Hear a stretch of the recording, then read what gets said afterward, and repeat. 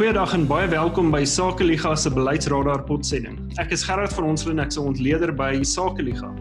En vandag is dit vir my baie lekker om te gesels met meneer David Ansara van die Centre for Risk Analysis. Ons gaan vandag 'n bietjie kyk na die onlangse uitspraak by die stad Kaapstad in die Hooggeregshof van die Wes-Kaap en wat die implikasie daarvan is vir grondregte, onteiening en al daardie tersaaklike onderwerpe. David, thank you so much for joining us on the Beleidsradar this afternoon. I think it's a very important topic that we're discussing, and amidst all the lockdown and all the issues, we still have the lingering things about property rights in South Africa and also the issues of land and also that thing called expropriation without compensation. Now, David, the CRA took a look at the recent verdict or judgment or temporary interdict, I believe it is, on the city of Cape Town on land evictions and the processes that need to be followed at that point. Now, we have had a discussion with Sakeliga's in-house legal representative in a previous episode, but I think my question to you guys at the CRA is, how do you see this topic? You do regard it as quite important. Could you elaborate? Well, Gerard, it's an absolute pleasure to be joining you today. Yeah, I think property rights are the foundation for a successful market economy, and the South African Constitution makes provision for the protection of private property rights. But what we've seen with this particular case and more broadly at the political level is an attempt to, in the name of restitution or correcting historical injustices, to undermine private property rights. And there are a number of risks to this. Property rights underpin civil liberties more broadly. And in terms of economic development, it's very important that people have access to legal rights or recourse over their property, that they can invest for the long term in their property, they can leverage that property as collateral for a loan or start a business with that property.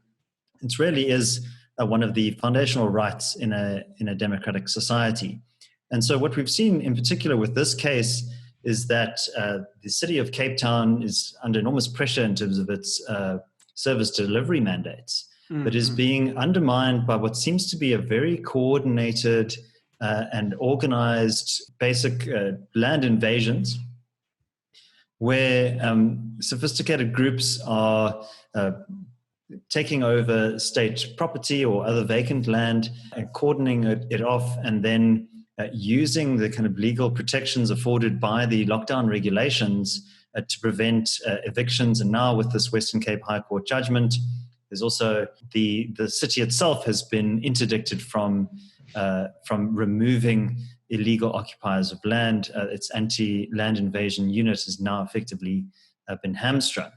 And what we've seen over the course of the last few months, and I think it's just worth bearing some of these figures in mind. The mayor of Cape Town, Dan Plato, says that the city has lost some 360 hectares of land, or the equivalent of about 200 football fields worth of land over the last 2 years. And so, I mean, there's clearly high demand for land in the city. But in terms of the city's own housing and development projects, those are being undermined. People who are on those waiting lists are being effectively pushed aside. And we've seen constructions on railway lines, in nature conservation parks. And I think this is really making the city's developmental objectives very difficult to attain. Yes, David, I think that's a good point. And also from Sakeliga's side, we do have some experience with the whole issue of land invasions and removing of people for trespassing on land and those type of issues. But you mentioned that it's quite a sophisticated process that is being followed. Would you mind elaborating and telling us a bit more? I think a good point is, what are some of the numbers involved? Well, Gerard, I think what's interesting at the political level is that this is obviously occurring in the city of Cape Town, which is DA run. And whilst it's difficult to procure any evidence for this, what we've seen in terms of the policing of the Western Cape, the police is a national competency. So the South African police force is accountable to the National Minister Police. as we saw with the inquiry that was led by Vusi Pikoli and Kate Regan a couple of years ago, is that policing efforts in the province have been undermined. So the enforcement of legal title is often the responsibility of the police. Their job has been very difficult. Also seen high levels of violence against the police as well as the city's anti-land invasion unit. And writing recently in the Daily Maverick, one of the MECs, or the Minister for Human Settlements in the city of Cape Town, Lucy Boy, he was saying that there have been a number of violent attacks against officials, that there were 46 law enforcement officers who were injured on duty and 17 official vehicles that were damaged since July. This was from an article that was written about a week ago, 23rd of August. So also the fact that the EFF has joined this particular case together with the Human Rights Commission, amicus curiae, suggests that this piece of litigation is very much aligned with their overall objectives, which is, as they have stated, to do away with private property rights. Julius Malema, the leader of the EFF, has said that title deeds should be done away with and expunged. And I think there's some significant risks here, not just for wealthy people who happen to have a nice home in Camps Bay, but for ordinary people who live on a property. Often that property is the only asset that they have. There is your ability to grow your wealth, to improve your standing is very important. So definitely this seems to be part of a broader political movement, particularly in the Western Cape. And so I think that's something to watch very closely. It's something we've been keeping an eye on at the Centre for Risk Analysis for some time now. Yes, David, that's a good point. Now, I think that at this point we do need to keep in mind that it's during the state of disaster, and this interdict applies to that. But in terms of a broader sense, do you think that this type of judgment would be used or leveraged in future as a way of curtailing private property rights? Well, look, I'm not a legal expert, but my understanding is that this initial interdict will then be followed by a declaratory order, which should be adjudicated in October. And the idea is to make this, the applicants there in this particular matter are wishing to see this case made permanent. So, look, I think the PI Act, the legislation that's already in place, has a number of restrictions on the ability to evict illegal land occupiers already. So that legislation is already quite onerous. But I think something to also keep an eye on, as you mentioned earlier, is the attempts to amend Section 25 of the Constitution, which puts in place appropriate compensation for land which is expropriated by the state. So, for example, during the Gautrain process, there was a legal mechanism by which land could be expropriated, but fair compensation was then paid to the owners of that property. The proposal of the Special Committee in Parliament is to essentially create provision for nil compensation to be paid under certain circumstances, but not limited to those circumstances. So that could open the door for a much broader assault on property rights generally.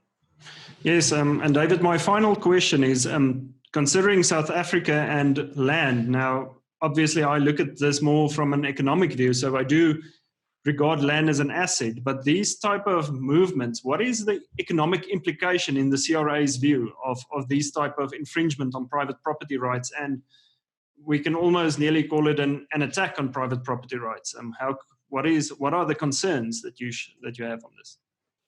So I think one of the key concerns that many foreign investors would have in particular is security of tenure over their investments, particularly fixed capital investments, so hard assets like factories or mines or so on. And having that long-term security, I think, is very important for an investor when they're looking for returns over the long term. Not just foreign investors, but domestic investors too. I think something important to stress is, in terms of our international trade obligations, a number of the bilateral investment treaties that were in place for many years with various countries, most of them developed countries, were revised and cancelled by the Department of Trade and Industry and Competition over several years. And when objections were raised to this, the response was, well, the Constitution enshrines the protection of property rights as one of the key pillars of our rights framework. So you have nothing to worry about. We have our own laws which will deal with these kinds of security of tenure issues. But now the message that's being conveyed indirectly to these investors as well, we're prepared to challenge one of those core foundational principles, which I think is going to have a huge opportunity cost on foreign investment. And that opportunity cost you might not see immediately. There might be an investment decision that was 50-50 that could have gone either way, which ultimately gets tipped into the negative. And so I think that the potential risk there is a drying up of investment inflows into South Africa. Yes, that's a good point. I think it's also a concern we share at Sakeliga's side. David, I suppose a more elaborate question is, what are some of the solutions, taking a look at all the issues involved? Are there solutions rather than imposing these type of restrictions on private property that government could consider? Well, I think there is a solution, Gerard, and that's to strengthen private property rights and to extend title deeds, particularly to poor people who may be occupying a piece of land that has been in the family for many generations, for example, but which they don't have any legal claim to. So I think a much more concerted approach by the relevant authorities to extend title deeds to poor people, I think, is very important. And I know that the Free Market Foundation, through its Kaya Alarm program, has put that as one of its key objectives. And I think they've had quite a lot of success there. But ultimately, that would be undermined if we had changes at the constitutional level. So I think as a first step, particularly now in light of the dramatic fallout from COVID-19 in terms of the economy, I think as a first step, that special committee on land expropriation should be done away with, and a very clear message sent to South Africa and the rest of the world that we are very serious about property rights. And I think, obviously, the court in this instance, the Western Cape High Court, has been motivated by a sense of compassion for many poor people who live on the margins of our society, who don't have access to proper shelter.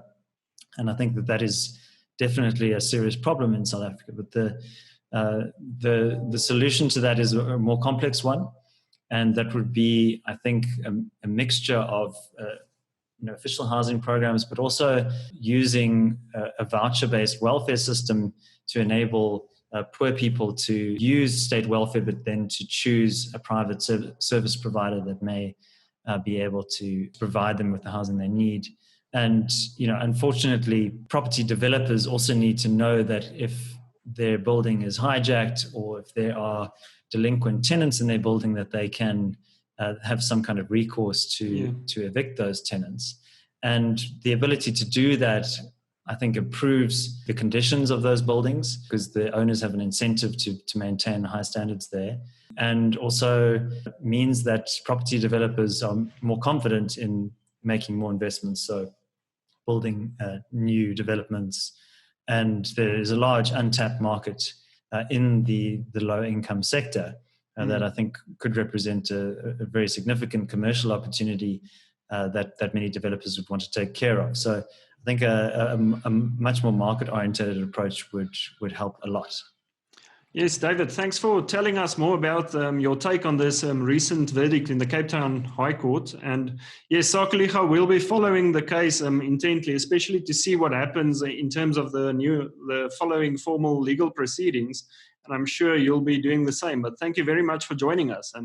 So unless you want to share anything more with us, I think we can leave it there. Well, thank you, Gerard. Yeah, I think just as a final point from me, the Peruvian economist Hernando de Soto wrote very movingly about how securing private property rights in Peru ultimately helped to to transform that country and the lives of many poor people. He spoke about the many informal assets that poor people have, which he termed dead capital. And if you want to turn dead capital into capital that is alive and that is able to be deployed into productive endeavors, then the best way to do that is through strengthening the property rights framework rather than diluting it. Yes, David, thank you. And that's what we all are hoping for. So I'm looking forward to talking to you again about property rights and all these issues. And it was good to have you on the show. Thank you so much. Thank you, Carol. The pleasure was all mine.